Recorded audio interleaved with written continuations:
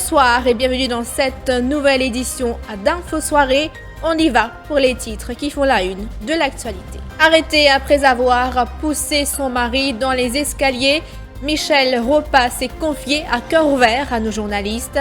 Elle raconte sa vie et son calvaire aux côtés de son défunt mari, Rafal Ropa. « Je ne suis pas une gold digger », dit la jeune femme. Si près de chez soi, mais pourtant coincée dans un autre pays, c'est le calvaire de nombreux Mauriciens dans l'île Sœur. Crise sanitaire oblige, ils n'ont pas pu rentrer au pays. Certains disent craindre de se retrouver à la rue. Test de dépistage massif à Bonne-Terre ce dimanche. Plusieurs cas positifs à la Covid-19 ont été enregistrés dans cette localité, désormais considérée comme zone rouge. Témoignage dans cette édition. 9 handisportifs mauriciens ont mis le cap sur la Suisse ce dimanche. Ils vont disputer des compétitions qualificatives pour les Jeux paralympiques de Tokyo, prévus du 25 août au 5 septembre. Et puis Culture Vax Live, un concert caritatif pour accélérer la vaccination dans le monde. Les organisateurs de ce show affirment avoir récolté plus de 50 millions de dollars. Un cas qui a défrayé la chronique. Michelle Ropa est toujours sous le choc après le décès de son mari, Rafal Ropa, 49 ans. Depuis le 27 avril, après le drame survenu dans leur villa à Grand-Gaube, Michelle Ropa est une femme affligée, accusée de meurtre. Elle a obtenu la liberté sous caution le 6 mai après 10 jours en cellule policière. Nous l'avons rencontrée à son domicile. Je ne l'ai pas tuée, c'était de la légitime défense, affirme la veuve. Dans la nuit du 27 avril, selon elle, son mari, sous l'emprise de l'alcool et de psychotropes, s'est disputé avec elle. Elle ne voulait avoir de rapport intime en raison de son état. La jeune femme se demande pourquoi les gens, notamment sur la toile, s'en prennent à elle. Elle veut rétablir les faits et martèle qu'elle n'était pas avec Rafal pour son argent. Peut-être qu'à la fin, je parviendrai à prouver, à faire comprendre à tout le monde que ce n'était pas ma faute, que je n'ai jamais rien fait d'intentionnel, que je ne l'ai pas tué. Beaucoup qui se demandent, est-ce qu'elle a tué son mari? Je ne l'ai pas tué. C'était un accident. C'était la légitime défense. Est-ce que vous étiez victime de violences domestiques? Oui. Pendant très longtemps, mon mari a eu des... Comment dirais-je? Déjà, mon mari n'a pas toujours été comme ça. C'était quelqu'un de très bien. Avec le temps, il est devenu ce qu'il est devenu. Je ne pense pas que quelqu'un n'est violent en fait. On a essayé du mieux qu'on pouvait de recoller les bouts, d'être ensemble, d'être heureux, mais ça n'a pas marché. Les gens ne réalisent pas à quel point ils me font mal à moi, à mes enfants, à mes beaux-parents. Lorsqu'ils écrivent, ils racontent autant de choses aussi horribles à mon sujet, à son sujet. Toutes ces choses que la presse, ici il y a certaines presses qui ont inventé, je ne sais pas recueilli de quelle imagination, mais de grâce, lorsque vous voulez savoir quelque chose, demandez directement aux gens. Un SOS de Mauriciens en détresse. Une vingtaine de nos compatriotes bloqués à l'île de la Réunion se sont vus refuser leur retour à Maurice en raison de la crise sanitaire. Ils se retrouvent aujourd'hui en situation irrégulière dans l'île Sœur. Certains risquent même de se retrouver à la rue. L'île Maurice, ils ont fermé la frontière avec la Réunion et depuis je suis là, coincé, sans argent. Et là où je suis, depuis décembre, qui pensait l'arrangement qu'on avait fait avec le propriétaire que ce serait pas plus de 2 mois. Et ben là, je me retrouve coincé et j'ai pas de sous pour justement payer le loyer. Et je peux vous dire qu'il me met la pression tous les 2 jours avec des messages, qu'est-ce qu'il en est. Bon, en même temps, sachant bien la situation, ben je peux pas travailler, j'ai pas le droit de travailler, j'ai pas de revenus, au chômage à l'île Maurice aussi.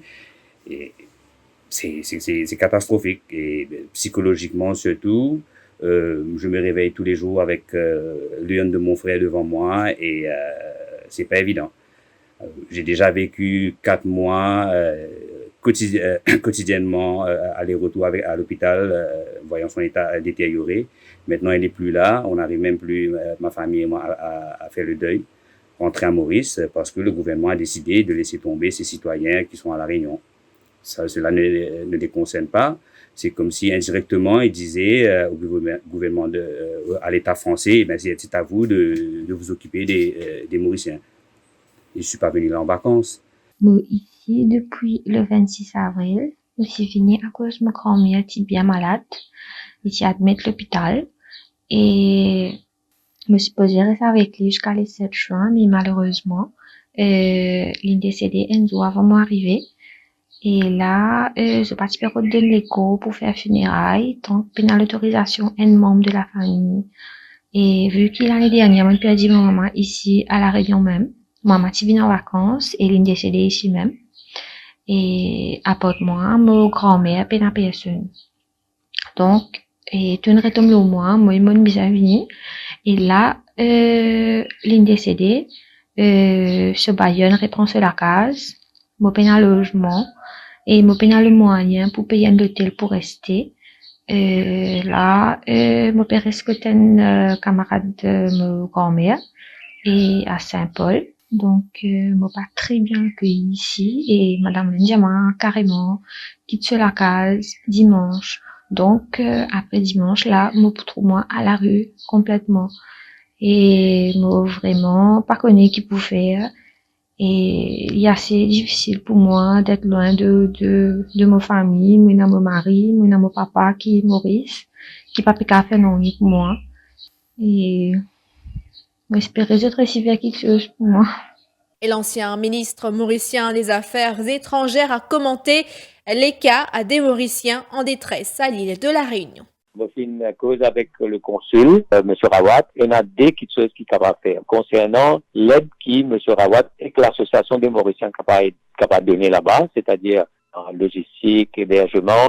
De jour en jour, la situation peut devenir de plus en plus difficile et dans Mauriciens là, je demande une situation vraiment de grande détresse.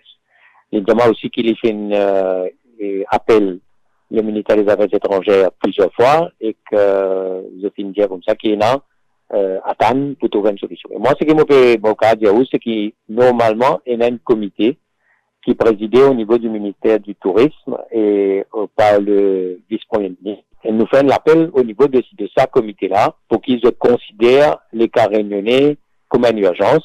Effectivement, il y a un vol de La Réunion qui retourne presque vide une fois par semaine. Quand il y a la détresse, disons qu'il y a une de manière, au cas par cas, et dans une solution, le vol est déjà là. Ce qui beaucoup, mais quand même la grande majorité, je déjà une réserve une place en quarantaine.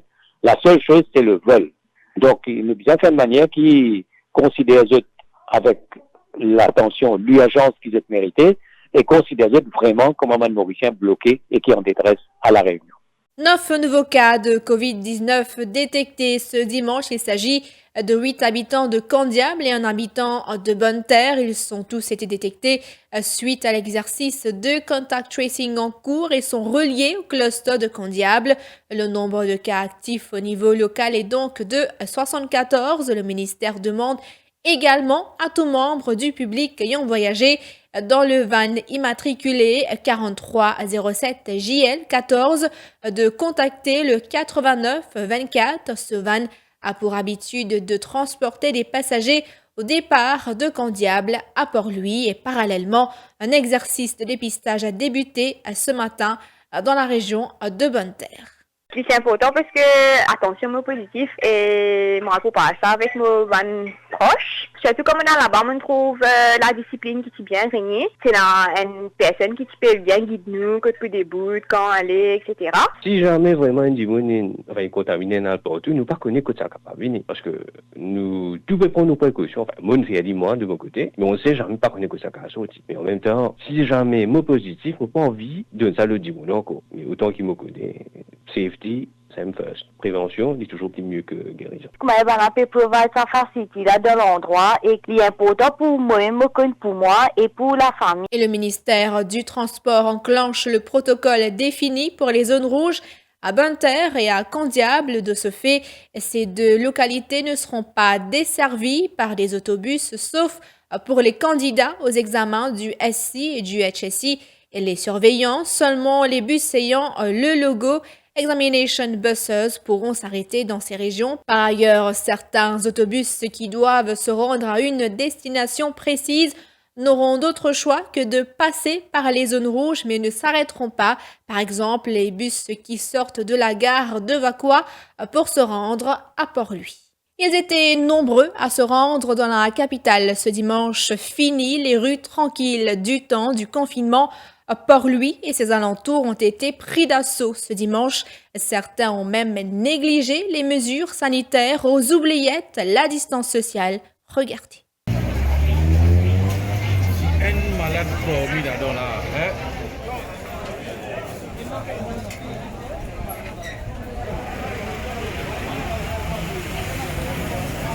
Nous nous retrouvons après la pause pub.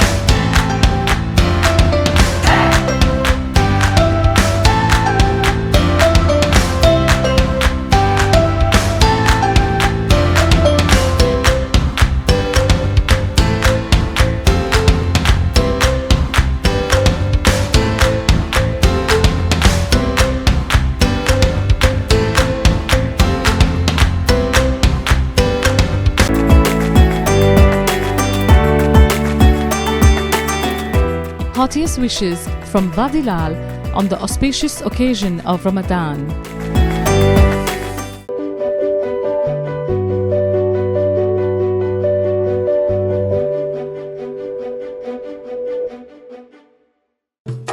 Eagle Brand Spices présent plus qui 100 ans dans la cuisine. Beaucoup Mauriciens ont grandi en saban saveur là. Nous avons désenvoyé tes épices pour tout type la cuisine, pour tout ban Mauricien. Vous pourrez trouver nos ban produits à ban petit prix et dans tout ban supermarché et que la boutique Précotou. Eagle Brand, the Spice Master.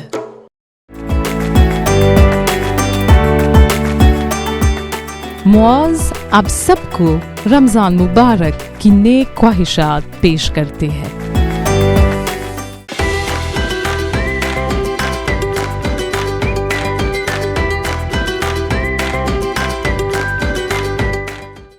Pas d'erreur, c'est le sieur.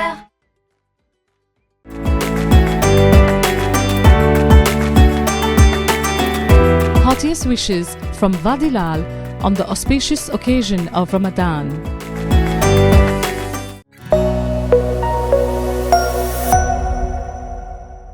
Ils sont fin prêts, 9 handisportifs mauriciens ont mis le cap sur la Suisse ce dimanche après-midi. Ils y disputeront des compétitions qualificatives pour les Jeux paralympiques de Tokyo prévus du 25 août au 5 septembre. Nos athlètes participeront au Grand Prix Notwheel du 14 au 16 mai, puis ils enchaîneront avec les championnats suisses les 21 et 22 2 jours après. Ils tenteront de briller au Daniela Judzela Memorial, une occasion donc à saisir pour les locaux afin de décrocher le sésame qui leur ouvrira les portes de Tokyo. Début confinement, nous y pensons que nous pas pris un confinement et que nous sommes capables à la Suisse. Nous attendons environ 2 semaines que nous connaissons, que nous sommes capables d'aller.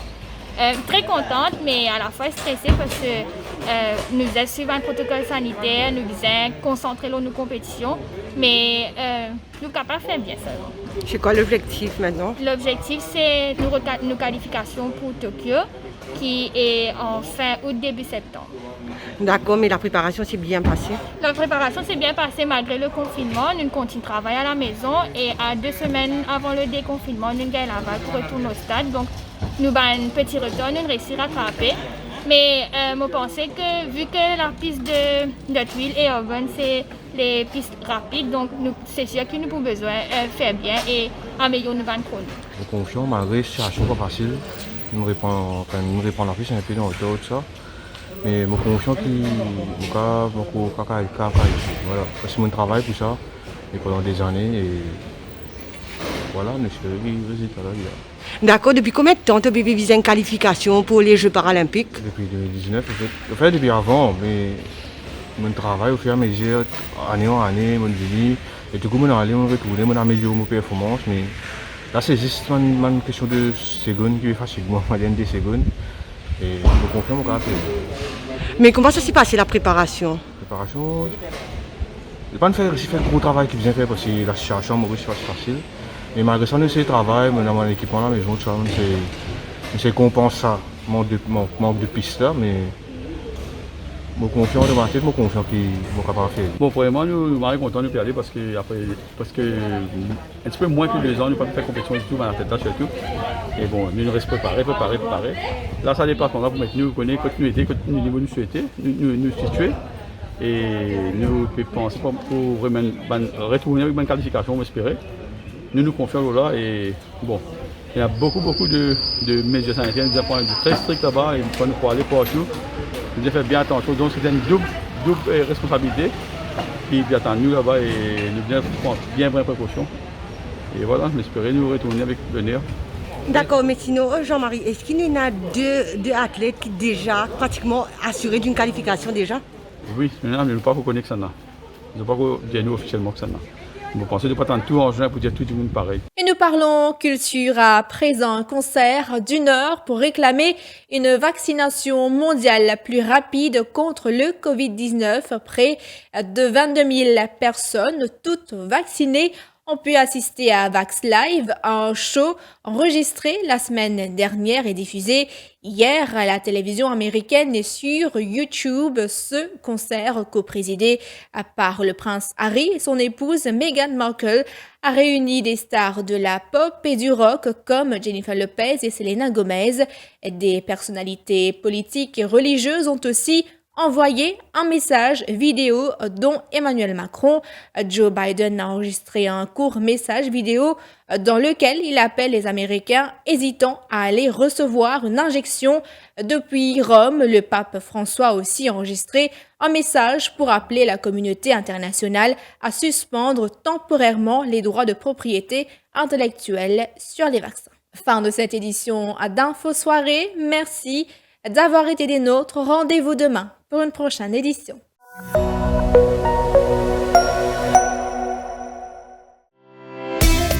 Vous pensez déjà à un succulent Briani pour la fête Eid al-Fitr aux pâtisseries turques Orange Blossom? Nous vous recommandons de placer vos commandes le plus tôt possible. Contactez-nous par WhatsApp au 5 818 6002 pour vos commandes de Briani et Kabsa et 5 794 39 73 pour les pâtisseries turques. Adali, rue Labordonnais, Port-Louis.